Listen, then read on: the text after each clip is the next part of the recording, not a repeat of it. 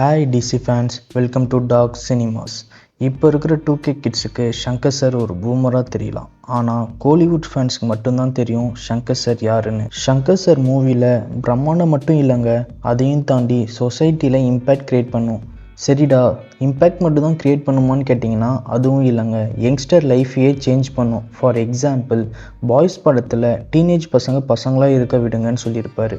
அதுக்கப்புறம் தான் பேரண்ட்ஸுக்கு புரிஞ்சிச்சோ என்னவோ, வெளியில அக்னி வெயில் ஓவரா இருக்குன்னு உள்ள வந்த நீ ரொம்ப பேசுற. இப்போ உங்களுக்கு புரிஞ்சிருக்கும்னு நினைக்கிறேன் நம்மளோட டாபிக் என்னன்னு. Impact of Shankar movies. Video ஃபுல்லாக பாருங்கள். உனக்கு வேலை இல்லை தெரியுது எனக்கு. தமிழ் இண்டஸ்ட்ரியில் அதிகமாக இம்பேக்ட் க்ரியேட் பண்ணது பார்த்தீங்கன்னா கமல் சாரும் மணி சாரும் தாங்க. ஆனால் அதை பற்றி பேச நிறைய பேர் இருக்கிறாங்க. இப்போது நம்ம சங்கர் சாரை பற்றி பேசுவோம். ஃபஸ்ட்டு பார்த்தீங்கன்னா, இந்தியன் படத்தில் லஞ்சம் வாங்கினாலும் தப்பு, லஞ்சம் கொடுத்தாலும் தப்புன்னு இம்பேக்ட் க்ரியேட் பண்ணியிருப்பாருங்க. அட ஆமாங்க, அதுக்கப்புறம் தான் லஞ்சம் வாங்குறதும் கம்மியாயிடுச்சு, லஞ்சம் கொடுக்குறதும் கம்மியாயிடுச்சு. லஞ்சம் வாங்கினா இந்தியன் தாத்தா வருவான்னு பயமும் க்ரியேட் ஆகிடுச்சுங்க. அடுத்து சிவாஜி. இந்த சிவாஜி இல்லைங்க, சங்கர் சார் படம் சிவாஜி த பாஸ். அதில் பார்த்தீங்கன்னா, கவர்மெண்ட்டுக்கு வரி கட்டலைன்னா ஏழை ஏழையாகவே இருப்பான், பணக்காரனே இருப்பான்னு சொல்லியிருப்பாருங்க. இதுக்கு மேலே யாரும் சொசைட்டியை இம்பேக்ட் பண்ண முடியாதுன்னு நினைக்கிறேன்.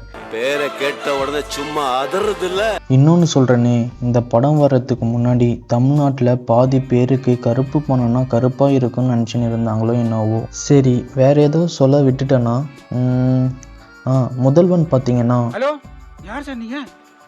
சுயம்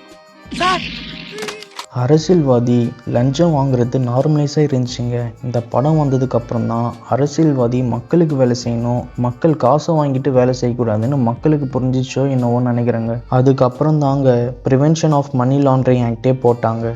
இந்தியனாக இருக்கட்டும், சிவாஜியாக இருக்கட்டும், முதல்வனாக இருக்கட்டும், இந்த 3 படமே கரப்ஷன் ஊழல் பற்றி தாங்க பேசியிருக்கோம். சொசைட்டியில் இம்பேக்டும் க்ரியேட் பண்ணியிருக்கோம்.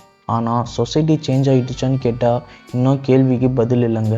என்னடா அப்போது சங்கர் சார் படம் எதுவுமே இம்பேக்ட் க்ரியேட் பண்ணலையான்னு கேட்டிங்கன்னா அப்படி இல்லைங்க, இம்பேக்ட் க்ரியேட் பண்ணிக்குது. ஆனால் அதை பற்றி பேசினா இப்போ அரசியல் ஆகிடும். ஸோ நம்மளோட டாபிக் அவ்வளோதாங்க.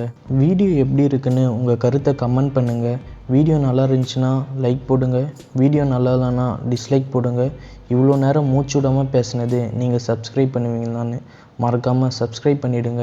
இன்றைக்கி போயிட்டு நாளைக்கு வாங்க டிசி ஃபேன்ஸ். பாய்.